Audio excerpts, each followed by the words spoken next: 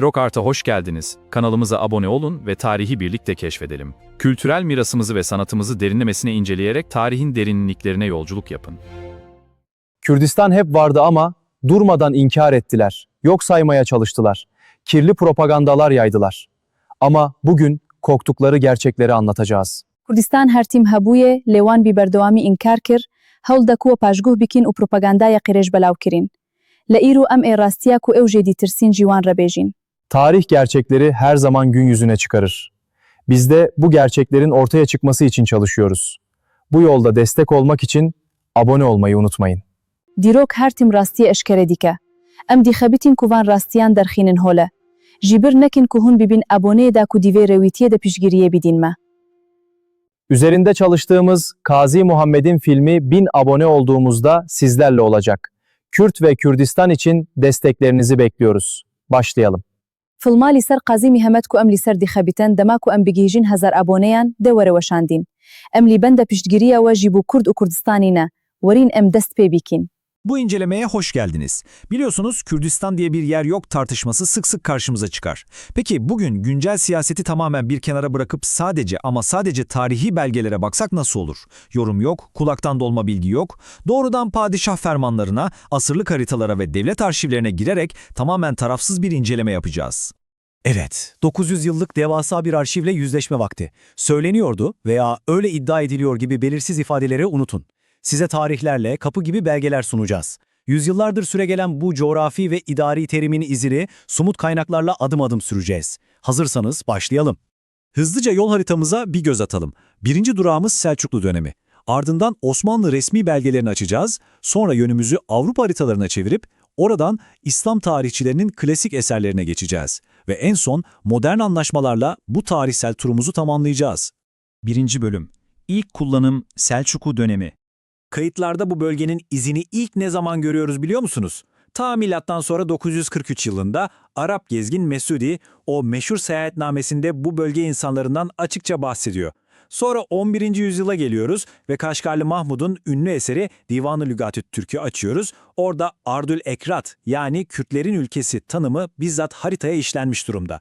Daha sonra 1340 yılına geldiğimizde Hamdullah Kazvini'nin Nüsretül Kulub adlı eserinde bu bölgenin çok net bir şekilde kayda geçirildiğini görüyoruz. Peki, bu kelimenin tarihte ilk kez resmi bir idari birim olarak ne zaman kullanıldığını tahmin edebilir misiniz?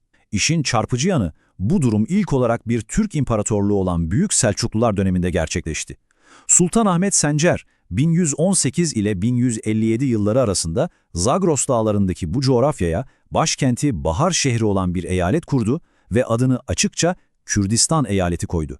Yani bu ifade devletin resmi yönetim diline ilk kez Selçuklu Sarayı'ndan girmiştir. İkinci bölüm. Osmanlı belgeleri. Osmanlı arşivlerine girdiğimizde meşhur alim İdris-i Bitlisi'nin bu terimi devlet terminolojisine nasıl entegre ettiği muazzam bir detaydır.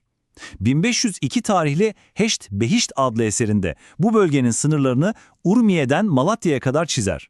Bitlisi, Yavuz Sultan Selim adına 25 kadar aşiret lideriyle masaya oturup hayati bir ittifak müzakeresi yürütürken yurtluk ocaklık sisteminin kurulmasına önayak olmuş ve bu ismi Osmanlı kayıtlarına resmi olarak nakşetmiştir. Zamanı biraz ileri saralım 17. yüzyıla. O eşsiz Osmanlı seyyahı Evliya Çelebi seyahatnamesinde bu devasa bölgeyi Diyar-ı Kürdistan olarak capcanlı bir dille belgeliyor. Diyor ki, büyük memlekettir. Bir ucu Erzurum ve Van'dan Hakkari'ye, Musul'a, Şehrizor'a, oradan Basra Körfezi'ne kadar 70 konak mesafedir. Çelebi, burayı Osmanlı'yı doğudan gelen tehlikelere karşı koruyan devasa ve stratejik bir kalkan gibi tasvir etmiştir. Şimdi lütfen dikkatinizi buraya verin.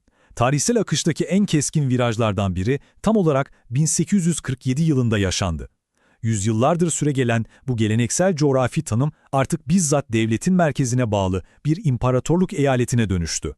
Tanzimat dönemi reformları ile birlikte devlet idari bir merkezileşmeye gitti ve Diyarbakır, Van, Muş, Hakkari, Botan ve Mardin'i birleştirerek doğrudan Kürdistan eyaletini kurdu. Bakın bu çok net. 14 Aralık 1847'de bizzat Osmanlı'nın resmi devlet gazetesi Takvimi Vekai'de yayımlanan bir fermandan bahsediyoruz. Devlet bu ismi tam 20 yıl boyunca resmi bir idari merkez, bir eyalet statüsünde kullandı. 3. Bölüm Avrupa Kartografyası. Aklınıza belki de bu terim sadece Doğu imparatorluklarına özgü bölgesel bir kullanımdı diye bir soru gelebilir. Kesinlikle hayır. Osmanlı arşivlerinden çıkıp yönümüzü batıya çevirdiğimizde birbirinden tamamen bağımsız ve son derece detaylı Avrupa haritalarında bu ismin Dicle ve Fırat nehirleri arasına devasa harflerle kazındığını görüyoruz. Üstelik bu rastgele veya tek seferlik bir harita değil. 1590 yılında Abraham Ortelius'tan tutun 1600 yılında haritasına Kurdistan ibaresini koyan Jodocus Hondius'a, 17. yüzyılda Nicolas Sanson'a ve 18. yüzyılda Danville'e kadar dile kolay 300 yılı aşkın bir süre boyunca Avrupa'nın en saygın haritacıları bu toprakları kendi atlaslarında bilimsel bir titizlikle ve istikrarlı bir şekilde belgelediler. 4. bölüm İslam tarihçiliği. Şimdi Avrupa'dan tekrar klasik İslam bilimine, akademik kaynaklara dönelim. Burada harika bir paralellik var. 12. yüzyılda dönemin efsanevi coğrafçası Şerif el-İdrisi bu zorlu coğrafyayı 4. iklim kuşağında fiziksel olarak haritalandırıyor. Öte yandan 1377'de sosyolojinin kurucularından İbni Haldun o devasa eseri Mukaddeme'de aynı bölgenin insanlarını asabiye yani grup dayanışması teorisi üzerinden bilimsel olarak inceliyor.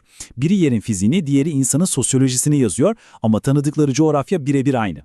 5. bölüm Modern antlaşmalar.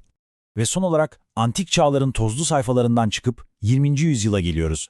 Yüzyıllardır izini sürdüğümüz bu geleneksel idari terminoloji Osmanlı'nın son dönemlerinde uluslararası modern hukukun ve diplomasinin de merkezine girdi. 1920'deki Sevr Anlaşması'nın uluslararası metinlerinde tam olarak bu şekilde yer buldu.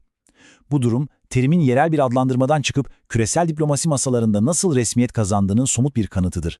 Tüm bu serüvenin sonunda sormamız gereken soru şu: 1000 yıl boyunca Selçuklulardan Osmanlılara, Avrupa'nın usta haritacılarından Endülüslü sosyologlara kadar birbirinden habersiz onca kurum ve kişi tarafından kayda geçirilen bir terim gerçekten de modern bir icat veya siyasi bir kurgu olabilir mi?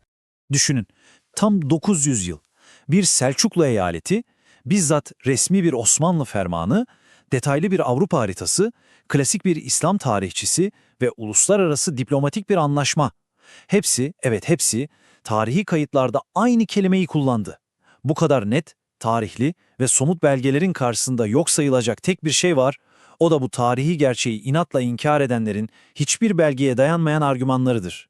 İzlediğiniz için teşekkürler. belgelî wir in, rastî zelal in. Ji ber vê yekê ew kesin ku hîn jî Kurdistanê dîtirsin, dihêta kengîlî hembervan rastiyan kur û ker bimînin. Belgeler ortada, gerçekler meydanda. Peki hala Kürdistan'dan korkanlar bu gerçeklere daha ne kadar kör ve sağır kalacaklar? İşte hev bigirin, piştgiriye hev bikin. Dijminci yekitiya ve ditirse. Zarokın xwebidin xwandin, çünkü xelasbûna metene bizanin û xwendîne mümkine.